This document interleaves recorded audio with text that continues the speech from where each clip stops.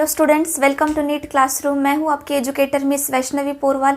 In previous lecture already we have covered the part about the viruses. हमने viruses क्या है, basic points viruses के पढ़े, viruses का स्ट्रक्चर कैसा है, उसके बाद वायरसेस की discovery. In today's session we are going to deal with the point viroids, prions and lichens. तो बेटा वायरॉइड्स वायरस से अलग होते हैं। पहले मैं ये बात क्लियर बता दूं कि वायरसेस जो है वो भी इन्फेक्शियस है, वायरॉइड्स है वो भी इन्फेक्शियस है, लेकिन वायरसेस और वायरॉइड्स एकदम अलग अलग है। तो अभी आज हम स्टडी करेंगे वायरॉइड्स के बारे में। वायरॉइड्स की बात करें तो सबसे पहले डिस्कवरी वायरॉइड्स की कहाँ किसने की थी?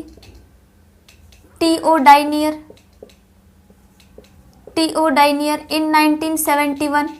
सबसे पहले वायरॉइड्स को किसने डिस्कवर किया था बेटा? तो टी.ओ. डायनियर ने डिस्कवर किया था।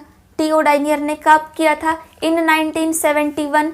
ईयर और साइंटिस्ट दोनों भी आपको याद रखना है, ये पूछेगा नीट में, साइंटिस्ट का नाम और ईयर। इस पे बहुत बार क्वेश्चन पूछा जाएगा, तो ये पॉसिबिलिटी है कि रिपीट ये पूछा जाए। इसके बाद बात करते हैं वायरॉइड्स क्या है। तो वायरॉइड्स में सबसे पहले प्रोटीन कोट नहीं प्रेजेंट होता, प्रोटीन कोट इज एब्सेंट। क्या है बेटा? प्रोटीन कोट क्या है? एब्सेंट है। हमने वायरसेस में पढ़ा था कि वायरसेस के स्ट्रक्चर में एक आउटर कवरिंग प्रेजेंट थी जो कि प्रोटीन कोट थी, जिसे हम कैप्सिड बोल रहे थे। अब वायरॉइड्स में क्या है? ये जो प्रोटीन की कोट है, प्रोटीन कवरिंग है, ये टोटली एब्सेंट है। यहाँ पे कोई भी कवरिंग प्रेजेंट नहीं है। अब कोई कवरिंग प्रेजेंट नहीं है, दैट मीन्स क्या होगा कि मॉलिक्यूलर वेट वायरॉइड्स का कम हो जाएगा। तो क्या लिख सकते हैं हम यहाँ पे? Low molecular weight, molecular weight low हो जाएगा। इसके बाद क्या है? लो मॉलिक्यूलर वेट है, कवरिंग प्रेजेंट नहीं है, दैट मीन्स उसका साइज भी स्मॉल हो जाएगा as compare to virus. Smaller in size,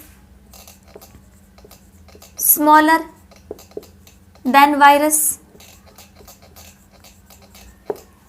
क्या है बेटा? सबसे प्रोटीन कोट एब्सेंट है, इसके लिए मॉलिक्यूलर वेट कम है। मॉलिक्यूलर वेट कम है दैट मीन्स जिसका जो साइज है वो भी बहुत छोटा है as compare to virus. Viruses से वायरॉइड्स बहुत छोटे होते हैं। अब वायरॉइड्स मतलब वायरॉइड्स में प्रोटीन कोट एब्सेंट है, ये तो हमने पढ़ लिया। अब इन्फेक्शियस मटेरियल क्या है? तो infectious material is RNA. RNA क्या है? वायरॉइड्स का इन्फेक्शियस मटेरियल है। Infectious material single standard RNA, single standard RNA present होता है बेटा वायरस में, वायरॉइड्स में। तो वायरॉइड्स में अगर इन्फेक्शन की बात करें तो सिंगल स्टैंडर्ड आरएनए प्रेजेंट है कि जिसके वजह से इन्फेक्शन कॉज होगा। अब वायरॉइड्स कौन सा डिसीज कॉज करते हैं? तो इसका एक एग्जाम्पल हमें दे रखा है, potato spindle tuber disease. Potato spindle tuber disease potato के प्लांट में होगा।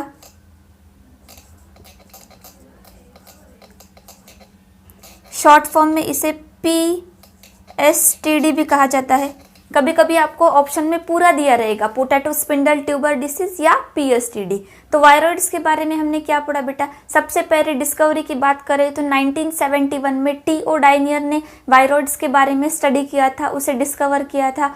उसके बाद अगर कवरिंग की बात करें तो वायरॉइड्स में कोई भी प्रोटीन की कवरिंग नहीं है, कोई भी टाइप का एक कवर कोट प्रेजेंट नहीं है, नो प्रोटीन कोट, कि जिसकी वजह से वायरॉइड्स का मॉलिक्यूलर वेट भी काफ़ी कम है। मॉलिक्यूलर वेट कम है दैट मीन्स साइज भी काफ़ी इसका छोटा है, size is smaller as compare to virus. हम वायरस के साथ कंपेयर कर रहे हैं कि वायरस के कंपैरेटिवली वायरॉइड्स का साइज काफ़ी छोटा है क्योंकि इसमें प्रोटीन कोट प्रेजेंट नहीं है, लो मॉलिक्यूलर वेट है। इन्फेक्शन की बात करें तो इन्फेक्शन किसके वजह से होता है? वायरॉइड्स किसके थ्रू इन्फेक्शन कॉज करता है? तो बेटा आरएनए। आरएनए कैसा है? Single standard RNA. Single standard RNA है कि जो डिसीज कॉज करेगा। तो इन्फेक्शियस मटेरियल क्या है? आरएनए। इसके बाद कौन सी डिसीज कॉज करेगा, कौन से प्लांट में? तो potato spindle tuber disease, PSTD disease cause होगी वायरॉइड्स की वजह से। इसके बाद हम लोग पढ़ेंगे प्रियॉन्स। प्रियॉन्स क्या? बात करते हैं प्रियॉन्स के बारे में। Already we have studied viroids. अब इसके बाद प्रियॉन्स। प्रियॉन्स क्या है? प्रियॉन्स के बारे में सबसे पहले एक पॉइंट हम लोग जान लेंगे, जेनेटिक मटेरियल प्रेजेंट नहीं है, नो जेनेटिक मटेरियल। यहाँ पे कोई जेनेटिक मटेरियल प्रेजेंट नहीं है प्रियॉन्स के अंदर। फिर आप पूछोगे मैम कोई जेनेटिक मटेरियल प्रेजेंट नहीं है तो प्रियॉन्स कैसे डिसीज कॉज कर रहा है? तो यहाँ पे बेटा प्रियॉन्स में प्रोटीन आर इन्फेक्शियस, प्रोटीन की वजह से डिसीज कॉज हो रहा है। Protein is infectious, protein is infectious. अब प्रोटीन क्या करेगा? जो इन्फेक्शियस प्रोटीन है वो दूसरे प्रोटीन की फोल्डिंग में चेंजेस करेगा, brings changes in folding of other protein. क्या करेगा? चेंजेस लाएगा फोल्डिंग में प्रोटीन के, bring changes in folding of other proteins. Other proteins के फोल्डिंग में चेंजेस लाएगा ये इन्फेक्शियस प्रोटीन। यहाँ पे जेनेटिकल मटेरियल कोई भी प्रेजेंट नहीं है, जो प्रोटीन प्रेजेंट रहेगा वही इन्फेक्शियस रहेगा। सब साइज की बात करें तो similar to virus, similar size to virus. जैसे हमने वायरॉइड्स में पढ़ा था कि वायरॉइड्स का जो साइज है वो वायरस से काफ़ी छोटा है, लेकिन प्रियॉन्स का ऐसा नहीं है। प्रियॉन्स का जो साइज है इट इज़ इक्वल टू और सिमिलर टू वायरस। अब इसके बाद हम बात करेंगे कि कौन सा डिसीज कॉज करेगा। जनरली जो प्रियॉन्स है वो न्यूरोलॉजिकल डिसीज कॉज करते हैं। कौन से डिसीज कॉज करते हैं बेटा? न्यूरोलॉजिकल, ब्रेन से related disease, neurological disease. Animal की बात करें तो एनिमल में कौन सा डिसीज कॉज होता है? Mad cow disease, mad cow disease. इस डिसीज का पूरा नाम है बेटा बोवाइन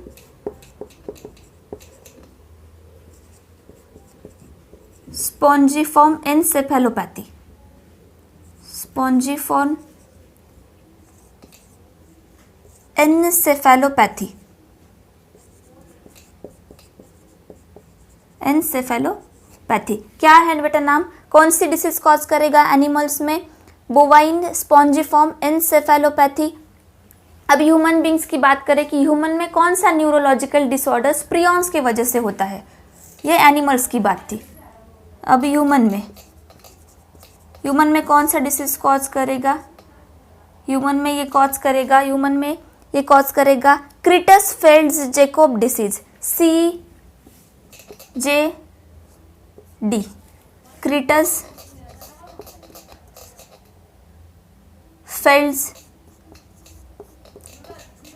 जैकब डिसीज।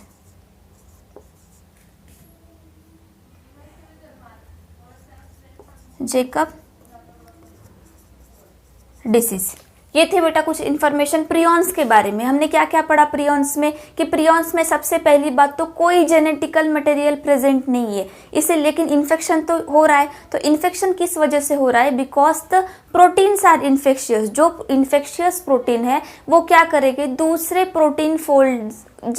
जो प्रोटीन की फोल्डिंग है उनमें चेंजेस लाएंगे कि जिसके वजह से कुछ न्यूरोलॉजिकल डिसीजेस कॉज होते हैं। अब अगर साइज की बात करें तो प्रियॉन्स और वायरसेस का साइज इक्वल होता है। प्रियॉन्स छोटे नहीं होते वायरसेस से। Prions and viruses are similar और इक्वल इन साइज। अब जैसे कि हमने देखा कि प्रोटीन के फोल्डिंग में चेंजेस होने की वजह से कुछ न्यूरोलॉजिकल डिसीजेस कॉज होते हैं। तो अब अगर एनिमल्स की बात करें तो कौन सा डिसीज कॉज होता है? Mad cow disease. Mad cow disease जिस डिसीज का नाम है bovine spongiform encephalopathy. Human beings की बात करें तो CJD जिसे कहते हैं क्रिटेसफेल्ड्स जैकब डिसीज। ये थी बेटा कुछ डिसीजेस जो कि प्रियॉन्स के वजह से होती है। अब इसके बाद हम लोग लास्ट पार्ट पढ़ेंगे of biological classification that is the lichens. अब हम लोग बात करेंगे last part of this chapter that is the biological classification that is the lichens. क्या है लाइकेंस? लाइकेंस जनरली लाइकेंस के बारे में पढ़ते हैं हम। Lichens is the symbiotic association, symbiotic association है, एक सिम्बायोटिक एसोसिएशन है। किसका सिम्बायोटिक एसोसिएशन किसका है? तो algae and fungi, algae and fungi.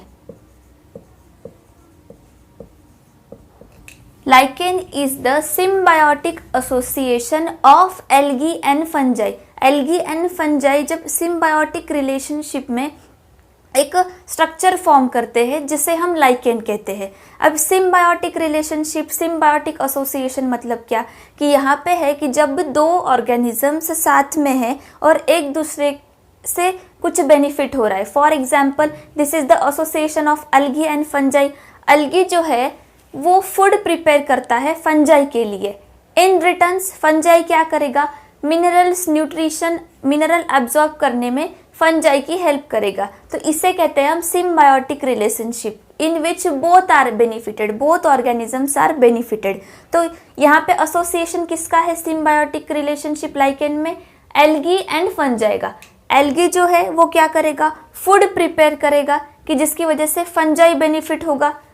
Fungi क्या करेगा, मिनरल एब्जॉर्ब करने में या किसी मिनरल एब्जॉर्ब करने में या कोई न्यूट्रिएंट्स एब्जॉर्ब करने में हेल्प करेगा। तो इस तरह से एक दूसरे को के साथ एक सिम्बायोटिक रिलेशनशिप में रहते हैं जिसे हम लाइकेन कहते हैं। अब इसके बाद अगर अलगी की बात करें तो अलगी को एक टर्म दिया गया है फाइकोबायोंट, फाइकोबायोंट, और फंजाई को टर्म दिया गया है mycobiont. Algae which is also known as phycobiont, fungi which is also known as mycobiont. तो ये पॉइंट आपको ध्यान में रखना है। कभी कभी क्वेश्चन ऐसा भी पूछा जाता है कि lichens are the symbiotic association between, हमेशा ऑप्शन में एल्गी एंड फंजाई नहीं दिया रहेगा। समटाइम्स ऑप्शन में ऐसा दिया जाता है कि lichens is the symbiotic association between phycobiont and mycobiont. तो उस टाइम पे आपको पता होना चाहिए कि phycobiont is the alternative term for algae and mycobiont is the alternative term for the fungi. अब इसके बाद बात करें तो एल्गी जनरली कौन से क्लास की या कौन से ग्रुप की एल्गी यहाँ पे प्रेजेंट है, तो ग्रीन एल्गी यहाँ पे प्रेजेंट है। फंजाई की बात करें तो कौन से क्लास के फंजाई लाइकेन में इन्वॉल्व है, एस्कोमाइसिटीज।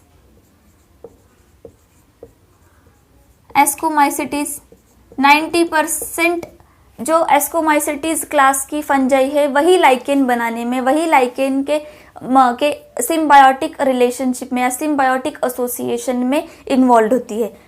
एल्गी की बात करें फाइकोबायोंट की तो ग्रीन एल्गी, माइकोबायोंट फंजाई की बात करें तो एस्कोमाइसिटीज इन्वॉल्व है। अब इसके बाद लाइकेन के कुछ हम बेसिक पॉइंट्स पढ़ेंगे कि जनरली लाइकेन क्या है, स्लोली ग्रो होता है, ग्रो स्लोली। कहाँ पे ग्रो होगा, ऑन रॉक्स, लॉग्स। बहुत स्लो ग्रो होता है। स्लो ग्रो कहाँ पे होता है, कहाँ पे पाया जाता है, जनरली आप बोल सकते हैं हम इसका हैबिटेट कहाँ पे है बेटा, तो जनरली ऑन रॉक्स, ट्रंक्स और ऑन लॉग्स।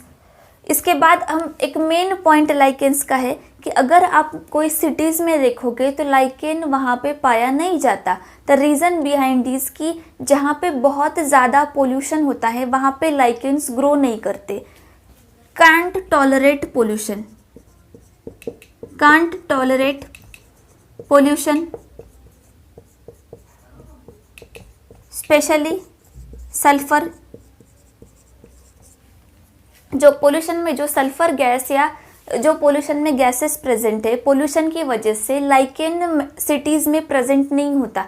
लाइकेन जनरली ऐसे एरियाज में पाया जाएगा कि जहाँ पे बिल्कुल भी ज़्यादा पोल्यूशन नहीं है, नहीं के बराबर पोल्यूशन है, काफ़ी फ्रेश विदाउट पोल्यूटेड एटमॉस्फेयर है, वहाँ पे मैक्सिमम लाइकेन पाए जाएंगे। इसके बाद एक बेस्ट एग्जाम्पल है लाइकेन का लिटमस पेपर हम सब ने लैब्स में यूज़ किया है, that is prepared from the litmus lichen. तो लाइकेन के बारे में हमने क्या पॉइंट पढ़े बेटा, lichen is the symbiotic association, एक सिम्बायोटिक एसोसिएशन है between algae and fungi. Algae और फंजाई के बीच में का एक सिम्बायोटिक रिलेशनशिप में, जिसमें एल्गी जो है वो फूड प्रिपेयर करेगा फंजाई के लिए, फंजाई जो है वो एल्गी को मिनरल एब्जॉर्प्शन में हेल्प करेगा। इसके बाद एल्गी को एक टर्म दिया गया है फाइकोबायोंट। फंजाई को टर्म दिया गया है माइकोबायोंट। कौन से टाइप की अलगी लाइकेन बनाने में इन्वॉल्व है, तो ग्रीन एल्गी। फंजाई की बात करें तो कौन से क्लास का फंजाई इन्वॉल्व है, एस्कोमाइसिटीज। 90% एस्कोमाइसिटीज क्लास की फंजाई इन्वॉल्व होती है इन प्रिपरेशन ऑफ लाइकेन और इन एसोसिएशन विथ फाइकोबायोंट।